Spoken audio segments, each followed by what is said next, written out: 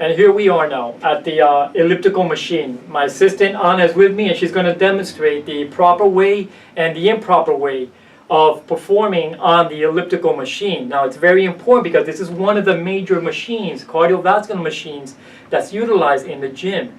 So how you use it is very important. And remember, the whole idea is to create low entropy while you are using this machine, or really any machine in the gym. So this is pretty much a typical elliptical machine. Now, what I've noticed in the gym is that when most people use this machine in the gym, the platform, when their feet, when they are performing the elliptical, Anna, if you can start doing it now so I can demonstrate. You're going to do it plano. You're going to do it plano. When most people use the elliptical machine with their feet flat on the surface, just like this. 99% of the people that use the elliptical machine will use it in this fashion. They will not incorporate their feet into the biomechanical motion of their body. And what that does is it creates entropy, or a heat production in your knee, in your hip, in your back. And I'm going to show you what I did here is I created a landmark on Anna's pelvis. So you can appreciate the difference between doing the elliptical machine flat, plano, and Anna, para arriba, and doing it in this fashion right here.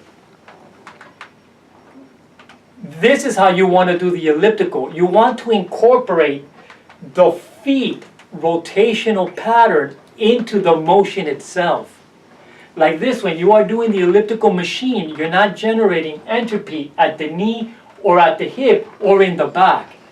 Unless the foot, like this, para arriba, unless the foot is simulating the way the foot functions when you are walking, you are doing the elliptical machine in the wrong way. Now observe this. Like I said, I created these landmarks on Anna's pelvis. Plano. She's doing it now the way that most people do it in the gym, which in my opinion is the wrong way, is the incorrect way. And the reason is that since you are not incorporating the feet into the motion, you're not allowing the feet to rotate, thus you're not allowing the energy to go through the body and into the machine itself and then out of your body. Now observe this landmark right here, doing it the incorrect way. Observe this line right here, plano. Observe this right here. Look at this line right here. You see how it stays parallel to the surface? This is the incorrect way. When Anna or when anybody does the elliptical machine in this pattern, the way it's normally done in the gym, you're not rotating. You're not using the body's normal rotatory capacity to move forward. So in essence, what you're doing is you're pushing yourself forward. You're not translating in a rotatory manner. So you're generating too much heat in the knee, especially in the hip and in the back. Again, observe this line right here. Observe this line right here. I mean, you see how it stays. It's basically, it's perpendicular to this line right here. There's very little motion here. What this means is that there is no rotation occurring here in the pelvis. And you can see the line moves a little bit, but you can see it's parallel to the surface and is perpendicular to the surface. Now Anna, do it subiendo. Now observe this line. It's a very subtle motion, but you can appreciate the difference. Now, the reason you're getting this little tilt down on this line right here, the line that's parallel to the surface right here, is because by simulating the normal gait mechanics, which is raising up, para arriba, raising your foot up as the forward leg moves forward. So basically, you're simulating normal walking. You are incorporating rotatory motions into the motion itself when you're on this machine. Levanta el pie. This is how you want to do it, because as you're doing it, you're rotating, you're using all your bodies, all the joints, rotatory capacity in the motion itself. So you're not allowing entropy or a lot of entropy to develop inside your knee or in your hip or in your low back. Para arriba, los pies. Again, observe this line right here, look, para arriba. You can see how it tilts down, tilts down, tilts down. Now, plano.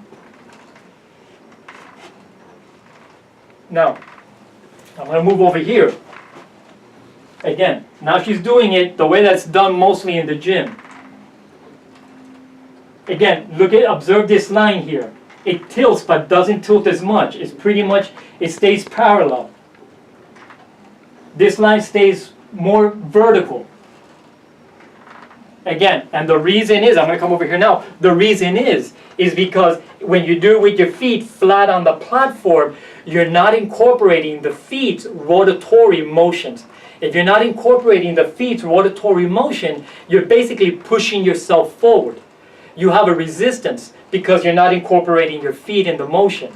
Now, when you raise the heel up from the platform, you're incorporating the rotation. Remember what I showed you earlier, the ball rolling. That's basically how the body moves. So whenever you're doing a cardiovascular machine, an elliptical or Stairmaster or any cardiovascular machine that has a platform and it has somewhat of a similar motion such as this, you want to make sure that your heel comes up off the platform, or else you're not incorporating the body's own rotatory motions, thus producing heat in the knee or in the limbs that are above the foot itself. So just by simply just raising your heel para arriba, just by raising the feet or the heel up and simulating a normal gait mechanics, you are using the machine in a safer manner.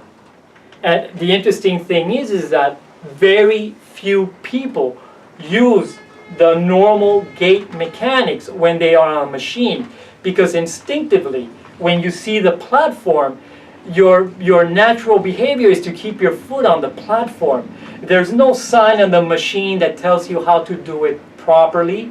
There is nothing. And later on, if you do it with your feet completely on the platform, the probabilities of you experiencing knee issues or hip issues are much greater than if you would raise your heel up off the surface.